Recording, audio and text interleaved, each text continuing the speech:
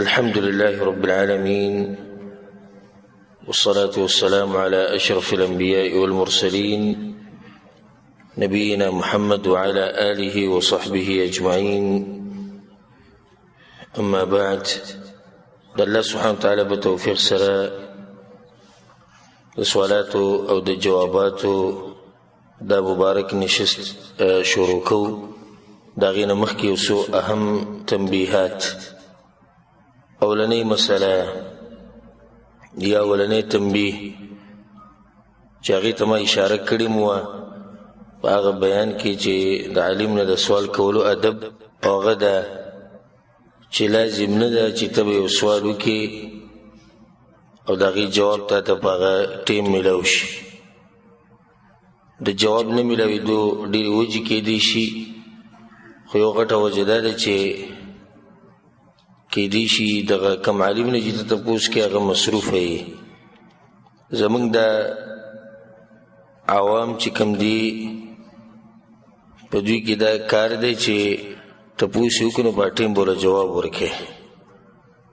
او که دې ورنه کړو نو یا د باندې بدګماني کوي یا دا چې ته عالم نه یې، ځکه دې جواب ورنه کړو. نو دا کم ملګري چې سوالونه کوي کاغه انټرنیټ مواقع تواصل چې کوي په هغې باندې کوي یا په ټلیفون باندې یا مخامخ، نو د هغې جواب کیدی شي په ټیم میلاو شي او کیدی شي وروسته میلاو شي، او کیدی شي چې هیر شي او د سره میلاو نه شي، دا هم کیدی شي. نو ښه ګمان به ساتئ همیشه. او زما نه شخصي چې څومره سوالونه کېږي که زه تاسو ته هغه بیان کړم نو کیدی شي تاسو په یقین هم رانه شي، که هغه په هره طریقې سره یې هغه ټول جوابونه ورکول دا ناممکن خبره. او زه خپل ځاني حتی الوسع کوشش دا کوم چې زه چاله جواب ورنه کړم یا فتوا ورنه کړم، او د هغې اولنۍ وجه هغه دا ده چې فتوا ورکول جواب ورکول دا ډېر غټ کار دی. لکه څنګه چې شریعت نه دا خبره ثابته ده چې مفتی چې کله یو جواب ورکړي نو دی ذمهوار دی د قیامت په ورځ، الله به دې تپوس کوي د دې. نو د هغې د لاسه د جواب او د فتوې ته دې ته د انسان زړه هم داسې نه کېږي. خاص دویمه وجه دا ده چې زموږ د دین مشران هم داسې وو، لکه صحابه کرام به په یو مجلس کې کېناستو نو د اولني نه به چا سوال وکړو، هغه به دی به جواب درکړي، هغه بل به دی به درکړي، دی به درکړي، اخر کې به سوال بیا کس ته راوګرځېدو چا نه چې شی و. حالانکې ښه پوه خلک وو، دا نه چې د هغوی سره علم نشته یا نه پوهېدو په دې مسله پوهېدو، خو کوشش به دا و چې دا بل جواب ورکړي. چېرته الله به مخکې ذمهوار نه شو، غلطي خو د انسان نه کېدی شي، او انسان ته انسان هم په دې وایي چې په ده باندې نسیان راځي، خطا پې راځي. نو د هغې د لاسه ډېر کوشش نه کوو د دې خبرې. درېیمه دا چې الحمدلله نور هم حق پرست علماو ډېر شی شتي، نو د هغو نه یې تپوس وکړی شي، خو چې دا ذمهواري یو کس ته په غاړه نه شي. په عکس د بعضو عوامو ملګرو چې هغوی د یا عوام نه، په عکس د بعض عوامو او د بعضو مولیانو چې هغوی د سوال ته څه خوشحالي چې چا زما نه تپوس وکړی بس سم ورته خوشحالي، بیا که جواب هر څنګه ورکړو، که غلط و که صحیح و که تحقیق یې کړی و که نه و کړی، و بس دغه دی چې جواب ورکړي او خلک صفت وکړي چې وایي پلانې صاحب، امیر صاحب، مولانا صاحب، مفتی صاحب ډېر پوهه دی، جواب یې راکړو ماله. خو بیا موږ کوشش کوو د خپل وس مطابق چې دیرونو ته جوابونه ورکړو، ځکه چې زمونږ خلک علماو ته ډېر ضرورت لري. وجه خو یو دا دی چې د عوامو د علماو سره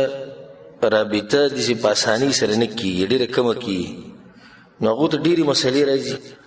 او د علماو سره رابطه هغې کمزوري. بله دا چې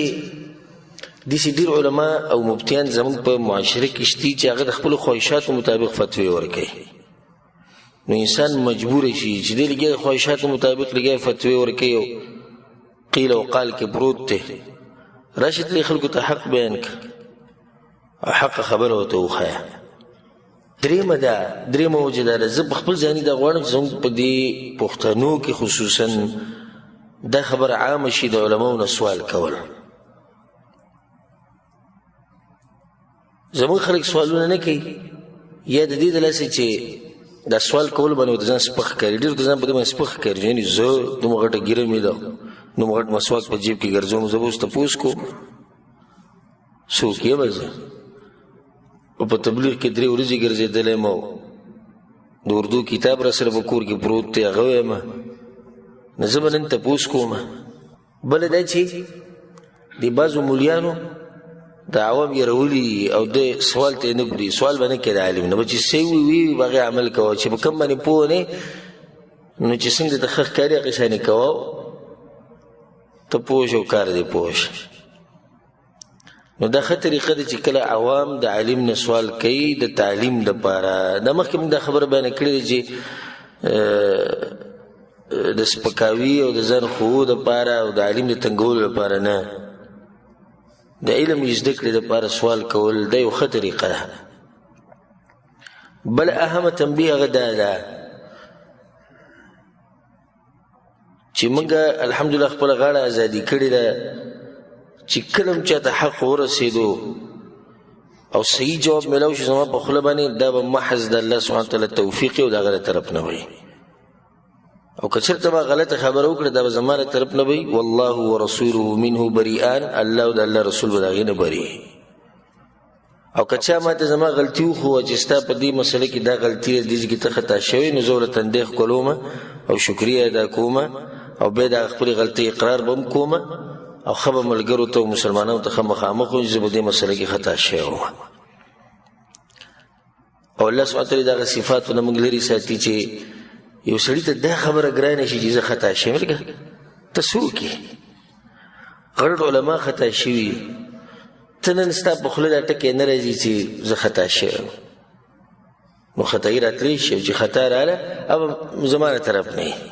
الله او د الله رسول به د هغې نه بري، د خطا نسبت به هغو ته نه کي. او چې به کومه مسله نه پوهېږو هم ښه واضح وایي په دې مسله باندې ما ته څه پته نشته، تحقیق به وکړو، تپوس به وکړو، وبګرځو په دې مسله پسې، که جواب میلاو شو در به کړو. نو دا یو څو اهم تنبیهات دي د دې نشست شروع کولو نه مخکې، د دې سوالات جوابات د شروع کولو نه مخکې.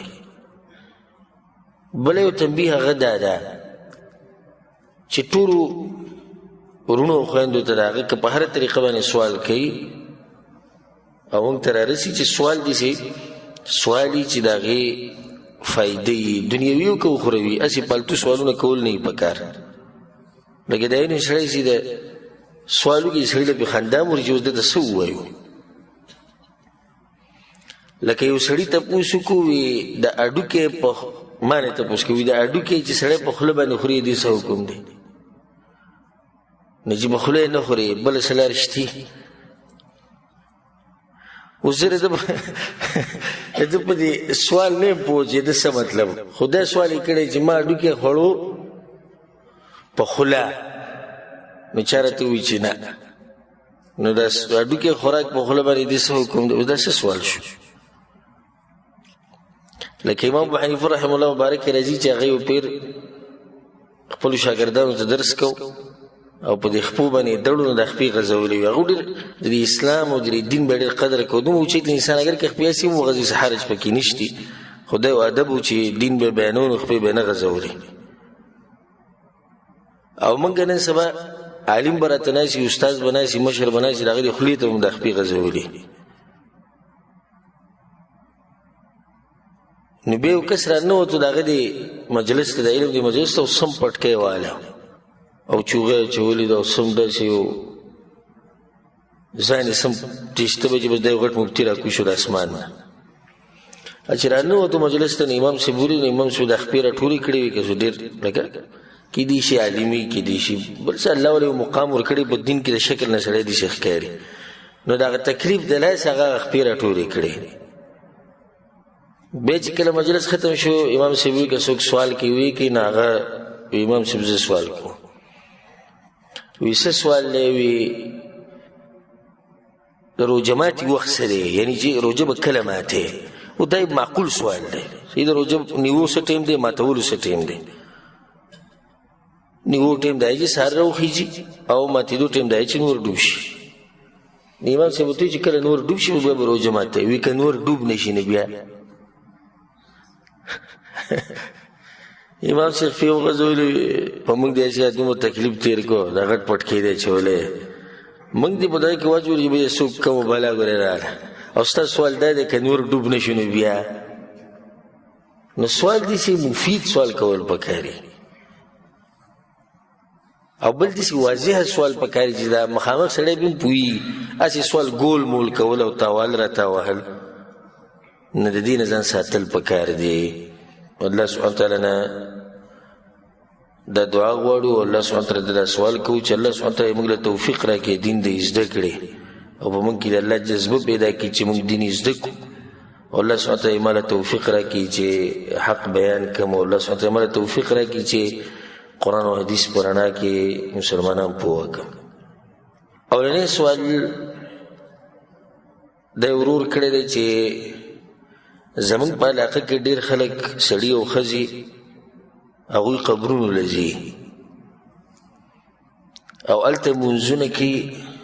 او هلته سجدې لګوي او هلته دا قبرونه ښکلوي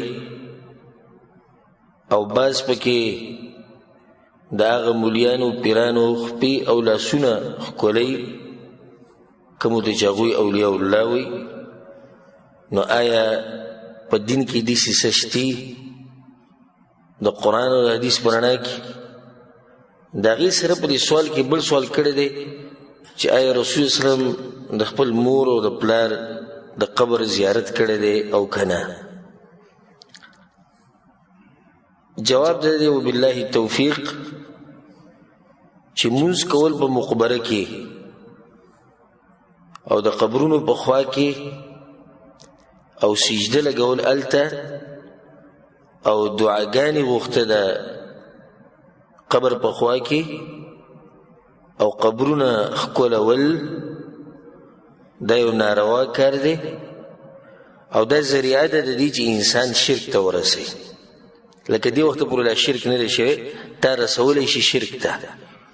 په شریعت کې داسې ډېر کارونه دي چې هغه د دې د لاسه منع شوي دي چې د هغې نه دروازه کولویږي یو بل غټ حرام کار ده نو اوس یو سړی د هغه دا وایي چې زه په مقبره کې مونځ کوم د الله دپاره حالانکه شریعت منع کړی دی چې مقبره کې مونځ نه کوي نو چې یو سړی په مقبره کې مونځ د الله دپاره کوي نو بیا ولې منع جواب دا دی چې کوم سړی د قبر په خوا کې ولاړې مونځ کوي او د قبر په خوا کې دعا غواړي په جومات کې نه غواړي په جومات کې مونځ نه کوي نو غالبا خبره دا ده چې د دې سړي په زړه کې د دې قبر په باره کې څه شتي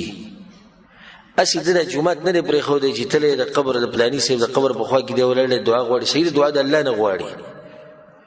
اوس دې پورې موږ وایو چې دې شرک درجې ته لا نه دی رسېدلی دا دعا دی د الله نه غواړي سجده هم الله ته لګوي مونځ هم د الله دپاره کوي خو دې قبر له چې دی ځي نو په دغه ځای کې څه چل دی نو ځکه به دې هلته دا کارونه نه کوي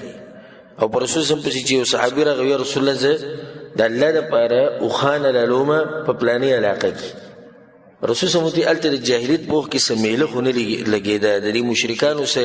عبادتونه رسمونه رواجونه خو هلته نه کېدو نه یا رسول الله نه کېږي چې نه کېدو بیا صحیح ده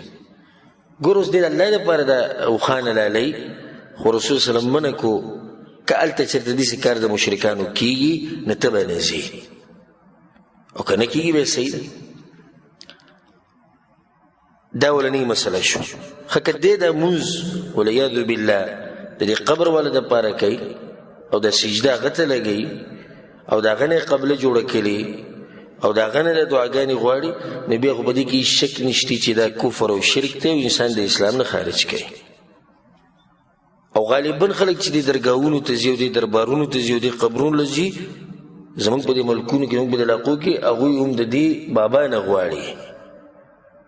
هغوی د سجده هم ده ته لګوي، هغوی قبلم د قبر ګڼي.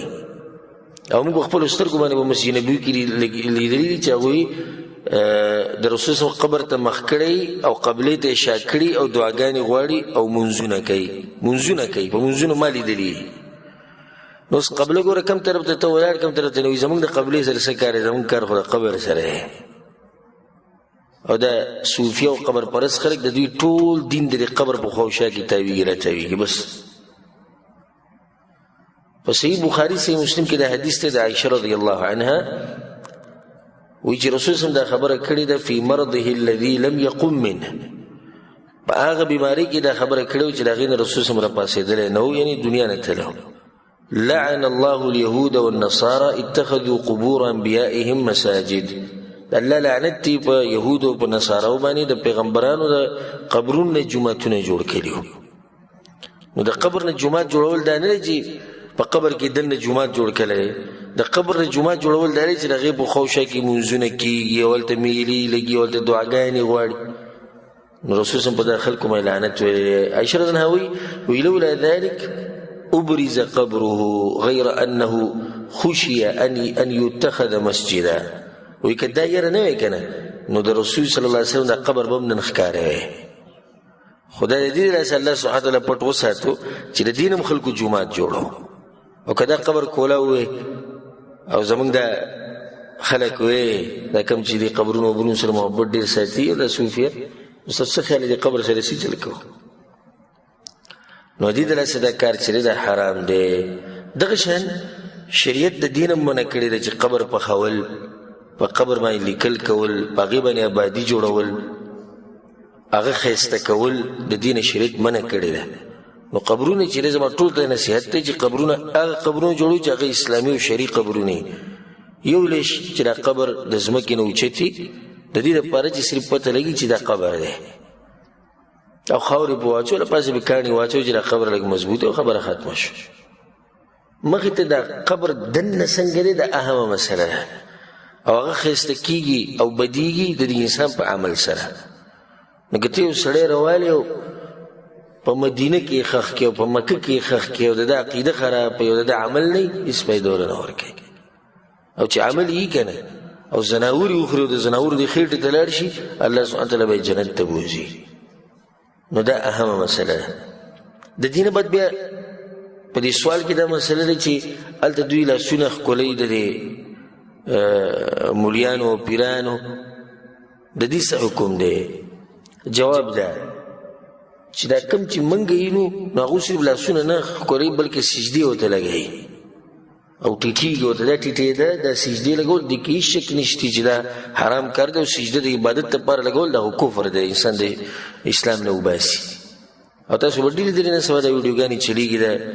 خپې وله ښکلوي یو شی به نه به یې ګیرې نه به یې برید او بس ځان نه به سم دغه جو کې تسبیح ورته په لاس کې نور ورته به قدمونو کې پرېوځي دا ولي الله دی. که سړی څومره به اوچت شو هغه ته سجده لګول هغه ته ټیټېده د دې نه شریعت منع کړې ده. لاس ښکلول او تندی ښکلول د یو عالم او د یو داسې انسان چې دغه مقامي د عزت او د احترام د لاسه د جایز دي، خو په دې شرط چې دا سړی د دې د لاسه تکبر کې نه راځي، دغه شان فتنه ورته نه جوړېږي. او درېیم هغه دا نه غواړي خو د خلکو سره محبت دی د لاسه هغه تندی ښکلوي یا له لاس ښکلوي نو دا به جایز انشاءالله.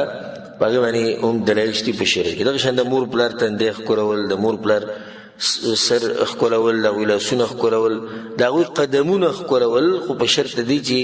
هیئت سجدې یا د رکوع دا نه جوړېږي، دا هم انشاءالله جایز دی. خو دا مولیان چې کوم دي دا کوم چې به د قبرونو سره ناست دي او د دوی خپې لاس تندي دا په یو حال کې هم ښکلول نه دي جایز، په یو حال کې هم ښکلول نه دي جایز، ځکه چې دا بدعتیان دي. او لکه څنګه چې دا مشهوره وینا ده د سلفو من وقر صاحب بدعه فقد عان على هدم الاسلام. څوک چې د بدعتي سړي عزت کوي نو د اسلام نړوي د اسلام لګیا د اسلام ختمه ځکه چې د بدعتي عزت کې مطلب چې دې چې کوم کارونه کوي دا نوي نوي په اسلام کې دا صحیح دي هغه صحیح اسلام دې پرېښو هغه دې خراب کو د بدعتي انسان عزت باندې کې احترام باندې کې دې عزت او احترام کې مطلب چې لکه ته د وی چې استاد خبره استاد کارونه صحیح دي یو مسله کې دې ضرور ده ته پوښتنه چې آیا رسول الله صلی الله علیه وسلم د خپل مور پلار د قبر زیارت کړی دا کنه کوم چې ثابت دي د رسول الله په حدیثونو کې په صحیح سند سره او په صحیح مسلم کې دا روایت ده ابو هريره رضی الله عنه رسول الله وی استاذنت ربي ان استغفر لامي فلم ياذن لي ما د الله نه اجازه وغوښته چې خپل مور د پاره بخانه وغواړم الله مال اجازه ترانه کو چې بخانه بولنه غواړي واستاذنته ان ازور قبرها فاذن لي او ما ته اجازه وغوښته چې قبر زیارت کولای شم کنه نو مال اجازه راکو چې قبر خواله تلش خو بخانه بولنه غواړي او دا نه ثابت چې رسول سم د پلار قبر لچته تلې کوم چې صحیح ثابت دی چې رسول سم د مور قبر لتلې او دا د مور پلار قبر لتله او غوی د پاره دعاګانې غوښته چې مسلمانانی او د توحید باقی دی د مور پلار سره ښه کولې والله اعلم دا غیر بعد بل ورور دا سوال کړی چې د دې سړی نه د غوښې اغستو څه حکم دی چې دغه په دکان کې تعویذونه جوړني او یا هغه په خپل تعویذونه استعمالوي جواب د دې مسلې دا دی وبالله التوفیق هغه اصل دا دی چې د مسلمانانو حلاله او د اهل کتابو حلاله ده حلاله ده د مسلمانانو حلاله چې یو څاروی حلال کړي د الله په نوم په شرعي طریقې سره ده حلال ده او دغه شان د اهل کتابو حلاله هم حلاله ده اگر که هغه يهود و نصارى دي خو الله سبحانه وتعالى دا خبر په سورۃ المائده کې کړي وطعام الذين اوتوا الكتاب حل لكم دا غوی د حلالي د زموږ لپاره حلال دي الا دا چې موږ ته پته ولګي چې دوی به د غیر الله نو مخلي او یې په غیر شرعي طریقې سره حلالي نبي به زموږ لپاره داسې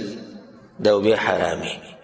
اوس راځي دې مسلې چې دا سړی چې په دکان کې تعویذونه پراته دي او یا دې په خپل تعویذونه استعمالي الته دکان کې تعویذونه ځوړن کړي او ګاډو ته می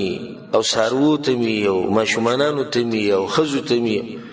او لنن سبب کې یو تصویر چلی دي بجلی دی میټر ته تعویذ چوله کې چې د دې دلته بجلی بل کم راځي او ناشنا حالات به ویني د خلکو تعویذ چول دا په دوه قسمه یو تعویذ هغه تعویذ دی چې د دې سړي په د عقیده چې دا تعویذ د کارونه کې کوم چې دی غواړي او باقي کې شرکی الفاظ لیکلي یا رسول الله یا فاطمه یا علی یا حسن یا حسین او بعضو بکی دغه لیکلي فرعون او حامان او قارون اوس ته نیکانو خلکو نه کې غواړي سړی عزت دوی ښه اعتماد دوی چې دا دومره نیکان دي چې الله درجې ته رسولي دي دوی به دغه کې خو فرعون کې پدې چې لا فرعون نوم بګي سره دي کې او د حامان او د قارون او سنا آشنا یو پیر موږ یو کس تعویذ غسته به کې لیکلو یا شبوشا یا خشبوشا او یا بدوح او یا کدوح دا شرکی الفاظ دي نو چې کله د انسان د عقیده چې د تعویذ په خپل اثر کوي او د شرکی الفاظ به کې لیکي نو به دې سړي عقیده د شرک ده د ذبیحه هغه حرامه ده هغه نشي غسته او که د دې چې په دې کې د قرآن لیکلي په تعویذ کې دنه یا یو دعا چې د الله نه بګي سغواړي نو دا کار حرام دی شرک نه خو حرام دی تعویذ کې د قرآن نه او که غیر قرآن نه حرام خو بدوانو حالاتو کې دی خو چې شرکی الفاظ پکې نو به شرک دی د اسلام نه به انسان خارج کی او تعویذ د مسله د موږ بار بیان کړی دی خو یو دلیل په ته بیانوم چې زړه مطمئن شي د بعضو ملګرو عقبه بن عامر د روایت امام احمد بن حنبل رحم الله راوړی دی رسول سموي من تعلق تميما فلا اتم الله له څوک چې تعویذونه په غاړه کې الله دغه حاجتونه چرته نه پوره کوي دغه شان یو روایت کې راځي د عقبه بن عامر الجهني رضی روایت امام احمد بن حنبل رحم الله راوړی ان النبي صلى الله عليه وسلم اقبل اليه رهط فبايع 9 رسول الله په کسان رالو لس کسان د بیعت لپاره دینه سره بیعت کو وامسك عن واحد او د یو سره رسول الله بیعت ونکو هغوی یا رسول الله بیات 9 ترکت هذا د نهو سره د بیاتو کې د یو د پریخ او رسول الله ان علیه تمیمه په دې باندې تعویذ فادخل يده فقطعها فبايعه دې سړي خپل لاس ورنوي سبري ګریوان کې تعویذ پرې کو رسول الله سره بیاتو کو بیا رسول الله من علق تمیمه فقد اشرك چا چې تعویذ بغاړه کو د شرک کو نو تعویذونه من عام راغلی ده نو راجح قول لري چې تعویذ کې قران په کې لیکلی نبی هم ناروا دي چې قران دې پر نه نازل شوی چې تعویذونه ته چې غاړو ته به چول او سارو ته اکثر د ملګرو ته ما زم دي شکار کو دا کم چې قران د تعویذ جایز دی او الله نوم بګی لیکلی ما ته خپل پلار نوم وای او د خپل نیکه نوم راته وای زه لیکم په کاغذ باندې او بیا د میخ یا د غوا د لکۍ پوری ځوړندو مې چې دای ګری شي و به منی څوک ما سره وی به جته زمانه پلار سپخ کاری زمانه کې چې دا غنوم بدل ځلی کله نو ته الله کلام دونه سپخ کاری چې غدي سرو ته چولې او غدي مشمنو ته چولې باغ بګندګي ګریږي او غدي خزي ته او ته پروت ته تاسو به کورواله کوي قسم حالت ته باندې راځي او د سماج به کوي حاجت به پورا کوي نو د تعویذونه په هر حال کې ناروا دي او دا یو روایت کې راځي چې د مسلمان نه تعویذ پرې کو لکه د چې یو مری غلام آزاد کو نو کوشش کوو چې څوک د مخ د راځي او تعویذ وتینو پوهه کا په حکمت سره او کله تعویذ ته پرې کېدو ختمېدو دا ختم کا نو کدا سره په تعویذ کې قرآنی آیتونه لیکي او دا وایي د عقیده چې تعویذ سنجي کوله خدای یو سبب دی نو به دی ناروا کار کوي او ذبیحه صدا هغه حلال ده خو دې نور څه دي کنه نو دې کې به تفصیل ته ګورې دا سړی کم عقیده ولا کم منهج ولا کې دې شي دي او کې دې شي والله اعلم دریم ته پوس دا ورور کړه د ناشنا ته پوسته خپل ته پوسته چې حکومتي ادارو کې زما سمسره او سم مشکلو چې هغه نه حل کېدو یو ملګری ما سره مرسته وکړه بده کې وی ما ته چې خبر دې راته آسانه کړه الله دې تاسو سره خو کی نو چېرې باندې اعتراض وکړو چې راته چې وی چې تاسو ته خبر آسانه کړه نو دا خو شرکیه لفظ دې چې یو کار آسانول د چا کار دی هغه د الله کار دی نو آیت دا خبره شرکیه دا وکنه جواب دې مسری وبالله توفیق هغه دا دی چې دې کې شک نشتی چې ټول کارونه د الله سبحانه وتعالى په لاس کې او الله سبحانه وتعالى خالق دی د هر شي او رب دی او باچا دی او مالک دی او تصرف کون کې دا مغه دی رزق ور کون کې مغه دی یو شی ور کون کې هغه دی یو شی من کون کې هغه دی خو ما تاسو ته خبرو کړه او بربري کو چې د بازو دا شوق دی چې جواب ورکم بس یو او دا باز په دې مسله کې د حد نه زیات شي لکه د بازو خلکو د دینداري لکه په سر ور ووري او د بازو د تقوا او د توحید یعنی کمی پولی چې الله او د الله پیغمبر خو دې به دغې نه ووري نو په خبره کې سوچ پکاري زره یو حدیث امام مسلم رحم الله راوړی دی ابو هريره وی رسول الله خبره کړې ده من نفس عن مؤمن كربة من كرب الدنيا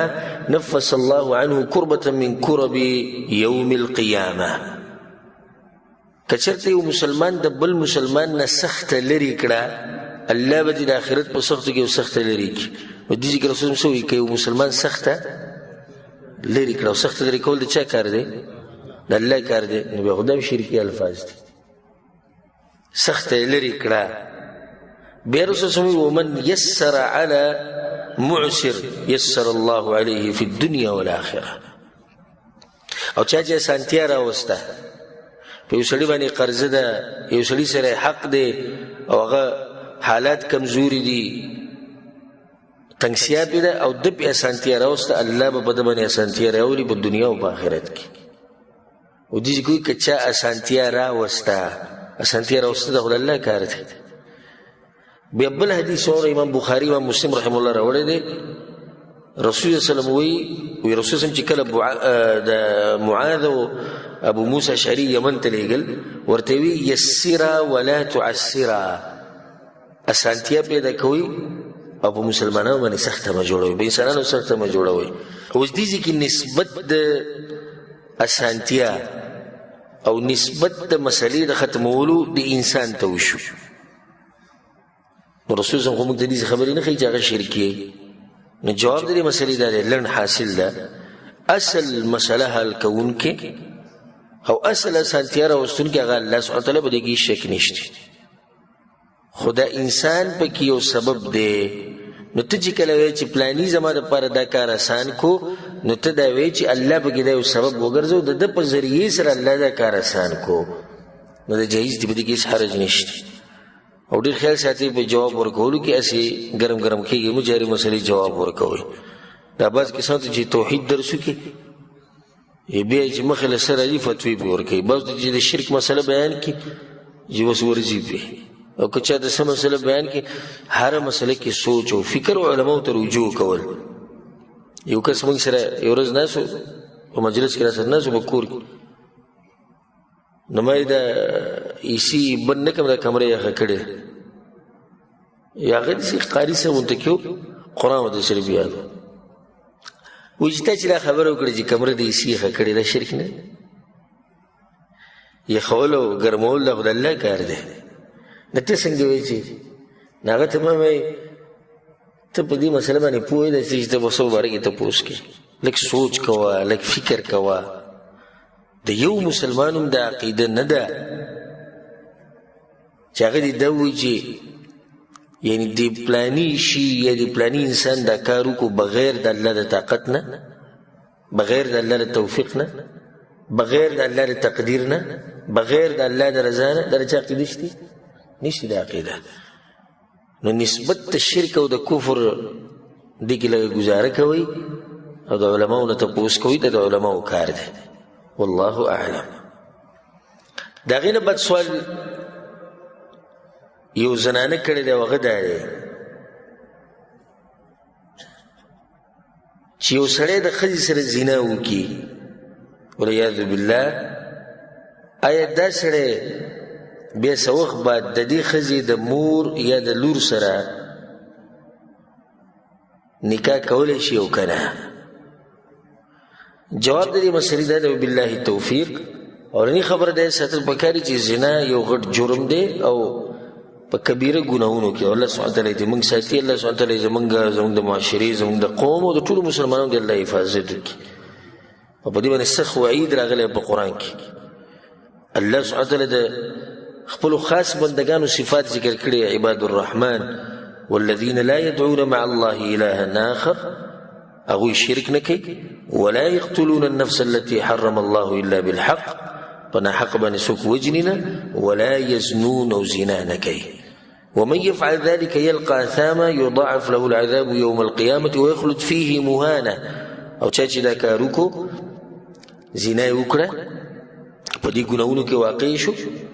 نو دته به د ګناه انجام ملاویږي او هغه دا دی چې دی به الله سبحانه وتعالی به جهنم ته ګذار کوي والعیاذ بالله په دې مسله کې د علماو په منځ کې اختلاف دی احناف علما دا وایي او حنابله دا وایي کوم علما چې د امام ابو حنیفه رحمه الله په مذهب دی او کوم چې د امام احمد بن حنبل رحمه الله هغه دا وایي چې دا د سړي چې زنا وکړه د دې ښځې سره نو په ده باندې د دې ښځې مور او لور د دواړه حرامې شوې او هغو دا مسله دې دپاره بیانوي لکه وایي که یو سړی راولګي د یو ښځې سره واده وکړي نکاح ورسره وکړي واده وکړي نو د دې واده د لاسه دې نکاح د لاسه په ده باندې د دې ښځې مور چې هغه د خواښې ده او د دې ښځې لور چې د بل خاوند نه ده هغه پې څه شو حرام شو دا د هغوی دلیل دی دویم قول هغه د مالکیانو او د شافعیانو دی کوم چې امام شافعي رحمه الله په مذهب دی کوم چې امام مالک رحمه الله هغو دا وایي چې نه ده حرامه ده لپاره ځکه چې د زنا کړې ده او په زنا سره نسبونه نه ثابتېږي او الله سبحانه وتعالی چې کومې زنانه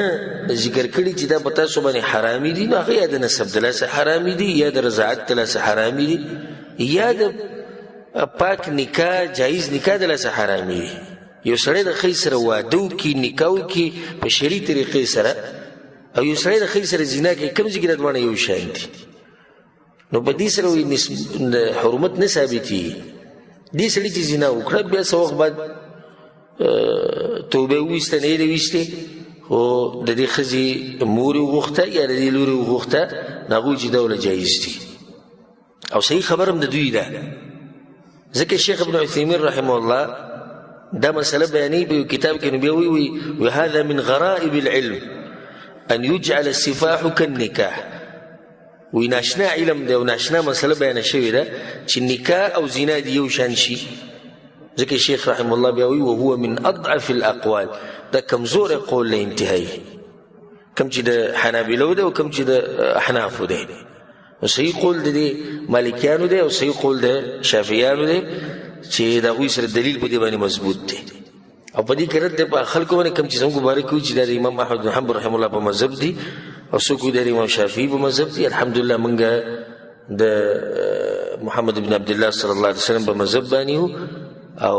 د امامان او د علما ټول زموږ مشران دي د ټولو خبره په سر سترګو خو چې چا سره دلیلي دا خبره زوروره ده د دې دلیل د لاسه زوروره ده دا نه چې د بل خبره چې کمزور دی د سره زموږ ذاتیات دي دا خبره کمزوري ده د دلیل د لاسه او د دې زوروره څه د لاسه د دلیل د لاسه والله اعلم